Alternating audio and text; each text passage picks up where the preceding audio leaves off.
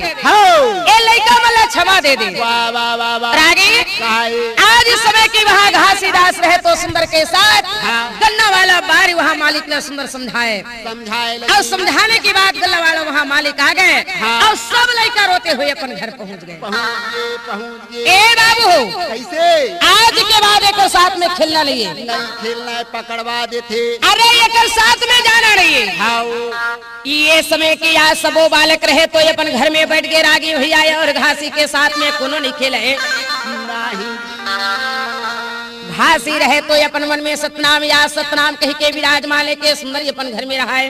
हाबू हाबू हाबू अरे ये दिन की मौका है क्या बात घासीदास की जब सबो लड़का मतलब सुरता आई हाँ तो आज सब लड़का मिलकर फिर घासीदास के पास में जाए के लिए तैयार है। तैयार हो गए महंगू के घर में गुरु या कागा महंगू के घर में